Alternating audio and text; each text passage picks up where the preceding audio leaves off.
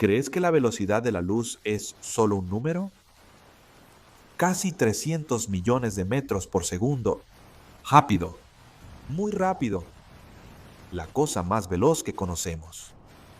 Está bien, pero ¿por qué es el límite? ¿Por qué no se puede ir más rápido? ¿Qué te impide? La mayoría de las personas nunca se ha detenido a pensar en eso de verdad. Simplemente lo aceptan. Einstein dijo que la velocidad de la luz es el límite cósmico de velocidad. Así es como funciona. Pero eso no es una respuesta. Eso es solo repetir palabras. Cuando realmente preguntas por qué nada puede superar la velocidad de la luz, cuando investigas qué es lo que realmente te lo impide, descubres algo tan extraño, tan fundamentalmente diferente de la experiencia cotidiana que cambia completamente todo lo que pensabas saber sobre el espacio y el tiempo. La velocidad de la luz no es solo una velocidad, no es solo la cosa más rápida, es la propia estructura del universo. Está entrelazada en el tejido del espacio y del tiempo de una manera que hace que ir más rápido literalmente no tenga sentido. Déjame mostrarte lo que quiero decir. Vamos a empezar con algo simple, algo que todo el mundo sabe. Las cosas caen. Si sueltas algo, se cae. Aproximadamente 5 metros en el primer segundo para ser preciso. Eso fue lo que Galileo midió. Suelta una bola, suelta una piedra, suelta cualquier cosa. En un segundo, cae aproximadamente 5 metros. Ahora la Luna. La Luna está orbitando la Tierra. No está cayendo. Está allá arriba, girando, haciendo círculos. Pero espera, ¿será que está cayendo? Piénsalo bien. Si la Luna estuviera quieta en el espacio, sin moverse, ¿qué pasaría? Caería hacia la Tierra. La gravedad la atraería. Pero la Luna está en movimiento. Se está moviendo lateralmente, tangente a su órbita. ¿Y por qué se está moviendo de lado, mientras la gravedad la jala hacia abajo? Sigue sin alcanzar la Tierra. Cae hacia la Tierra, pero sigue sin dar en el blanco. Eso es una órbita. Caída continua mientras se mueve lateralmente lo suficientemente rápido como para seguir sin tocar la Tierra. Aquí es donde Newton tuvo su brillante idea. La Luna está a 384.000 kilómetros del centro de la Tierra. Nosotros estamos en la superficie, a unos 6.400 kilómetros del centro. Entonces, la Luna está aproximadamente 60 veces más lejos que nosotros. Newton pensó, ¿y si la gravedad se debilita con la distancia? ¿Y si sigue una ley del inverso del cuadrado? Eso significa que si te alejas el doble, la gravedad se vuelve 4 veces más débil. 3 veces más lejos, 9 veces más débil. El cuadrado de la distancia. Si eso es verdad, entonces, a la distancia de la Luna, 60 veces más lejos, la gravedad debería ser 60 por 60, o sea, 3.000 y 3.600 veces más débil. En la Tierra, las cosas caen 5 metros por segundo. Si la gravedad en la Luna es 3.000 y 3.600 veces más débil, entonces la Luna debería caer hacia la Tierra aproximadamente 5 metros, dividido entre 3.000 y 3.600, haz la cuenta. 5 metros dividido entre 3.000 y 3.600. Eso da cerca de 1.5 milímetros por segundo al cuadrado. Déjame reformular eso. En segundo lugar, algo a la distancia de la Luna debería caer hacia la Tierra por 1.5 milímetros multiplicado por 3.600, porque estamos hablando del cuadrado del tiempo en la fórmula. 1.5 milímetros por 3.000 y 3.600 es igual a aproximadamente 5 metros. Exactamente lo que medimos en la Tierra. Newton calculó cuánto debería caer la Luna hacia la Tierra en un segundo si la gravedad siguiera una ley del inverso del cuadrado, y coincidió perfectamente. La Luna está cayendo exactamente a la tasa que predice la ley de Newton. Eso fue enorme. No era solo una teoría, era una predicción. Newton tomó un hecho completamente independiente. ¿Qué tan rápido caen las cosas en la Tierra? Y lo conectó con otro hecho totalmente independiente, el período de la órbita de la Luna y su distancia a la Tierra. Dos cosas que parecían no tener ninguna relación, de repente se conectaron por una sola ley. La ley de la gravitación. Ya no había vuelta atrás. Newton fue más allá. Él calculó cuál debería ser la forma de las órbitas planetarias si la gravedad siguiera una ley del inverso del cuadrado. Y descubrió que debería ser una elipse. ¿Y adivina qué? Los planetas realmente se mueven en elipses. Kepler ya había medido eso, pero Kepler no sabía por qué. Newton lo explicó. Consiguió 3 por el precio de 2, por así decirlo. Y entonces más cosas encajaron. Las mareas. ¿Por qué existen mareas? Porque la Luna jala a la Tierra. Pero espera, si la Luna solo jala a la Tierra hacia ella, debería haber solo una marea alta al día, ¿cierto? El abultamiento de agua en el lado orientado hacia la Luna. Pero hay 2 mareas al día aproximadamente cada 12 horas. ¿Por qué? Algunas personas pensaban que la Tierra se alejaba del agua al ser atraída. Otros pensaban que el agua era atraída hacia la Luna. Ambos tenían algo de razón, pero ninguno lo entendió completamente. Newton se dio cuenta de lo que realmente estaba pasando. La fuerza de la Luna sobre la Tierra y sobre el agua es la misma a la misma distancia. Pero el agua del lado cercano está más cerca de la Luna que la Tierra. Entonces es atraída con más fuerza. Y el agua del lado opuesto está más lejos de la Luna que la Tierra. Entonces es atraída con menos fuerza. Así tienes 2 abultamientos, donde el agua es atraída más hacia la Luna. Otro donde el agua se queda atrás, porque la Tierra es atraída más que esa agua. 2 mareas por día. De hecho, la Tierra hace el mismo truco que la Luna. Gira en círculo. El centro del círculo está en algún lugar dentro de la Tierra. La Tierra y la Luna orbitan su centro de masa común. Si quieres, esa agua es expulsada hacia afuera por la fuerza centrífuga más que la Tierra. Y esa agua es atraída más que la Tierra en conjunto. De cualquier forma, las mareas fueron explicadas. Y el hecho de que haya 2 al día también. Muchas otras cosas quedaron muy claras. ¿Por qué la Tierra es redonda? Porque todo es jalado hacia adentro. ¿Por qué no es perfectamente redonda? Porque está girando. Entonces la parte de afuera es lanzada un poco hacia afuera y se equilibra.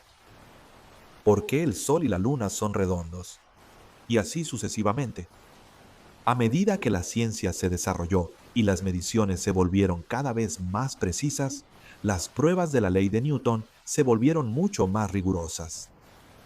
Las primeras pruebas cuidadosas involucraron las lunas de Júpiter. A través de observaciones cuidadosas de cómo orbitaban durante un periodo extenso, era posible verificar con precisión si todo estaba de acuerdo con las leyes de Newton. Y resulta que no lo estaba.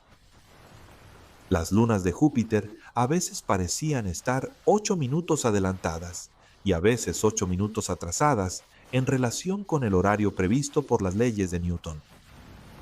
8 minutos. Esa es una discrepancia enorme. Algo estaba mal. Pero espera, se notó que estaban adelantadas cuando Júpiter estaba cerca de la Tierra y retrasadas cuando Júpiter estaba lejos. Una circunstancia bastante extraña. El astrónomo danés Omer, confiando en la ley de la gravitación, llegó a una conclusión interesante. La luz tarda un tiempo en viajar desde las lunas hasta la Tierra. Y lo que estamos viendo cuando observamos las lunas no es cómo están ahora, sino cómo estaban hace algún tiempo. El tiempo que la luz tardó en llegar aquí. Cuando Júpiter está cerca de nosotros, la luz tarda menos en llegar. Cuando Júpiter está más lejos, tarda más. Entonces tuvo que corregir las observaciones por las diferencias de tiempo y por el hecho de que estuvieran adelantadas por esa cantidad o atrasadas por aquella cantidad, logró determinar la velocidad de la luz. Esa fue la primera demostración de que la luz no se propagaba instantáneamente. Piensa en lo que acaba de pasar. Descubrimos la velocidad de la luz sin medir la luz directamente, pero confiando en la ley de la gravitación.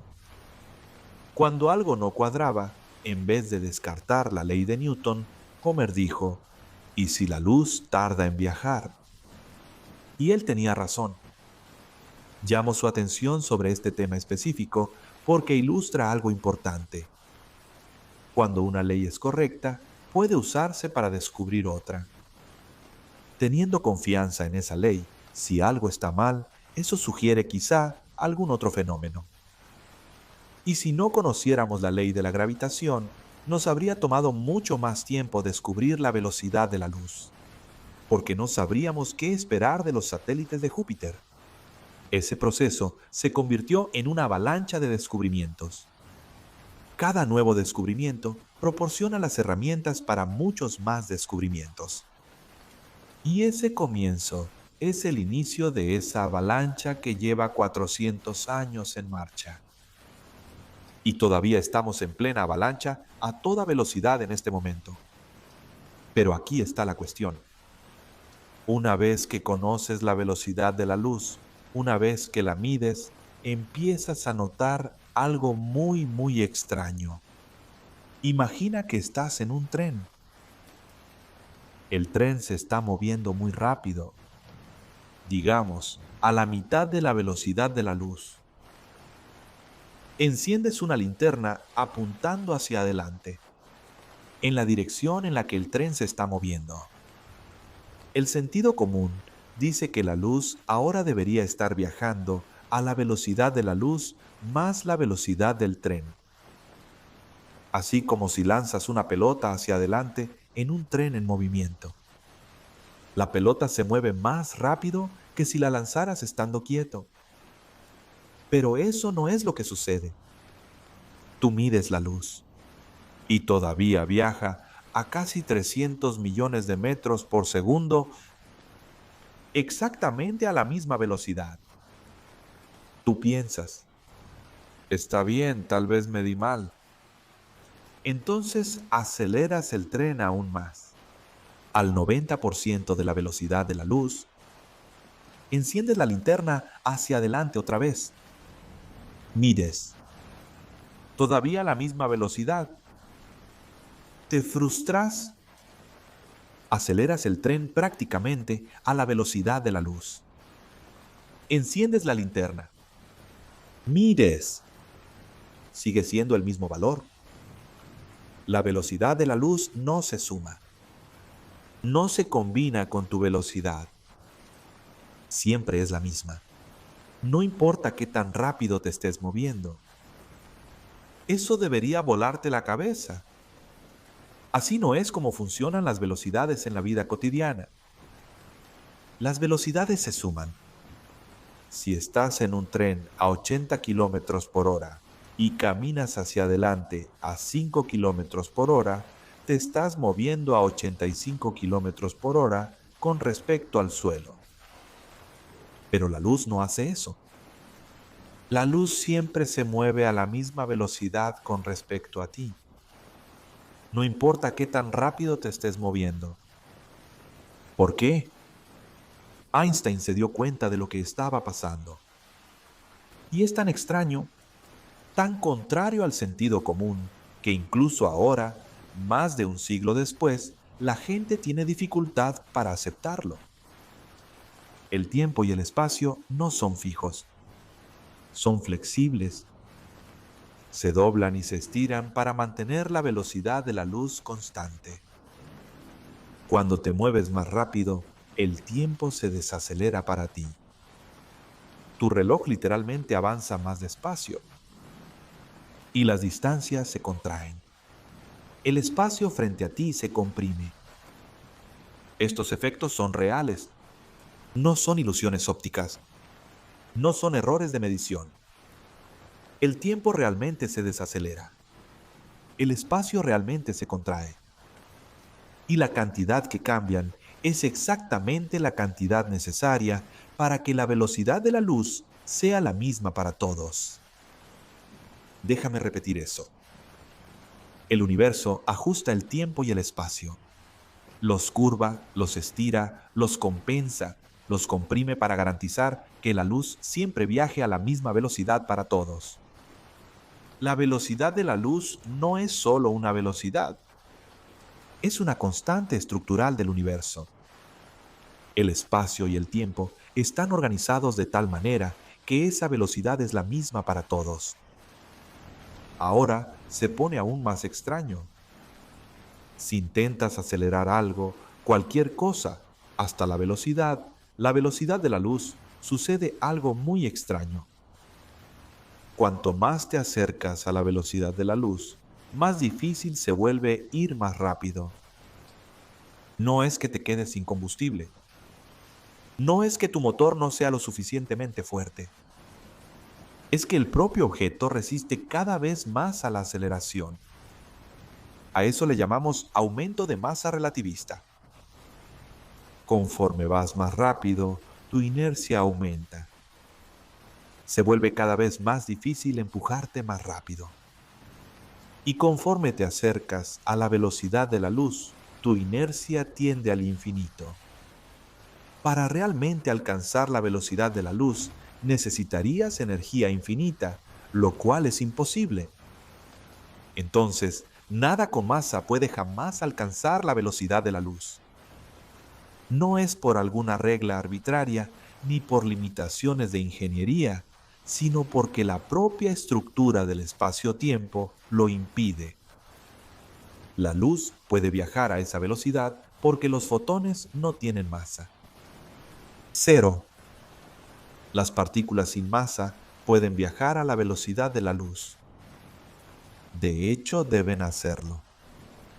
No tienen elección. Siempre se mueven a esa velocidad, pero cualquier cosa con masa puede acercarse. Muy cerca. Al 99.9% de la velocidad de la luz. Pero nunca exactamente ahí. El universo no lo permite. Ahora puedes preguntar, ¿pero por qué? ¿Por qué el universo está organizado así?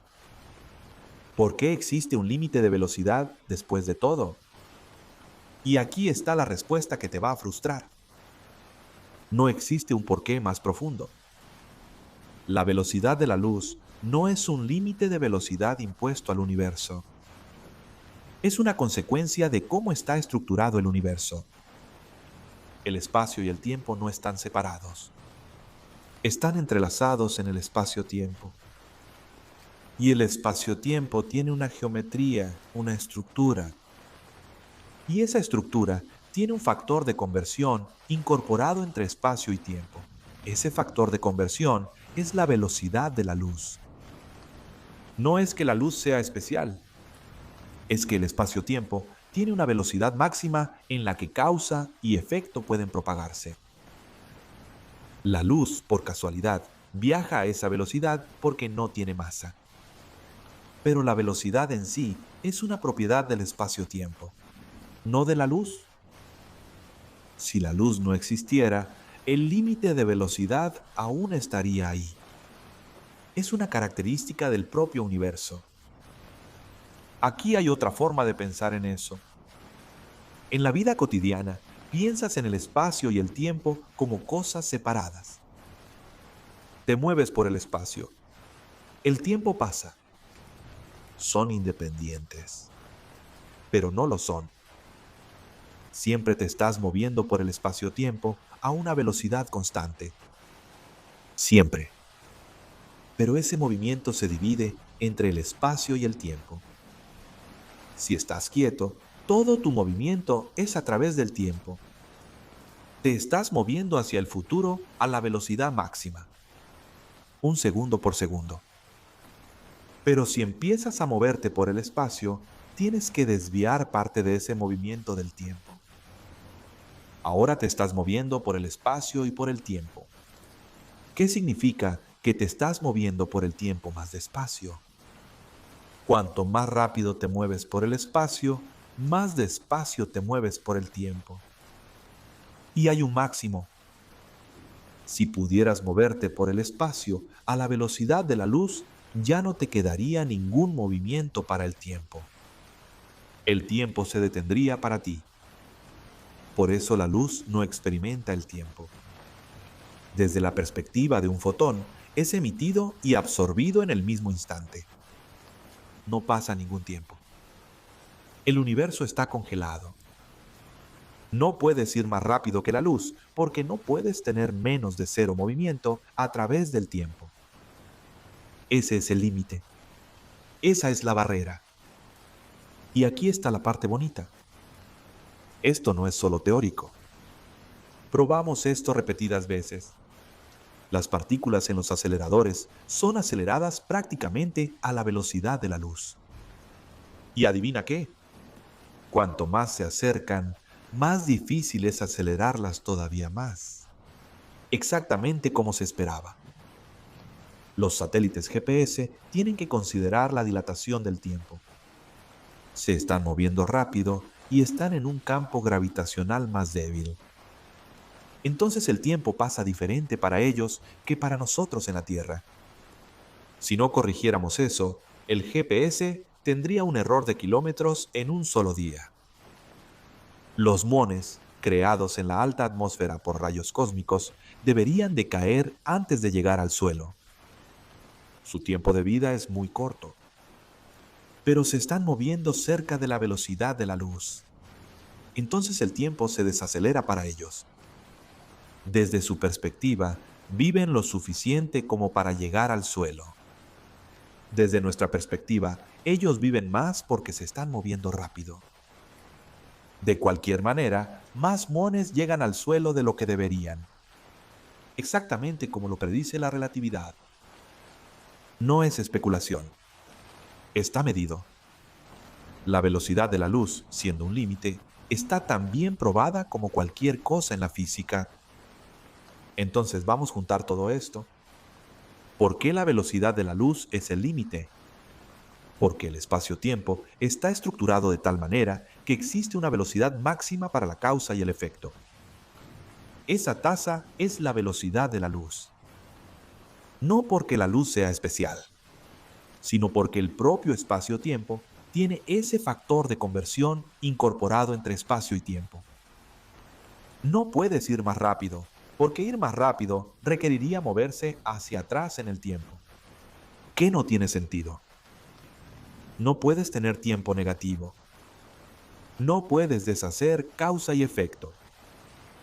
La velocidad de la luz es la velocidad a la que la hora se propaga por el universo. Es la velocidad a la que la información puede viajar. Es la velocidad a la que las fuerzas actúan. Es la tasa máxima de cambio. Y este proceso, esta avalancha de descubrimientos, comenzó con Newton descubriendo la gravedad al observar la luna. Después, Romer descubriendo la velocidad de la luz al observar las lunas de Júpiter. Después, Einstein dándose cuenta de que la velocidad de la luz es constante y deduciendo de ello la relatividad. Después, miles de experimentos confirmándolo. Cada descubrimiento se apoya en el anterior. Cada nueva idea abre puertas a nuevas ideas. Así es como funciona la ciencia. Es la avalancha que continúa desde hace 400 años y todavía estamos en plena avalancha a toda velocidad en este momento. La velocidad de la luz no es solo un número, es la clave. Es lo que revela cómo funcionan el espacio y el tiempo. Es la cosa que nos muestra que el universo es más extraño y más hermoso de lo que jamás imaginamos. Y el hecho de que podamos entenderlo, que podamos medirlo, probarlo, usarlo para hacer predicciones. Esa es la belleza de la física. No es consuelo, no es simplicidad. verdad.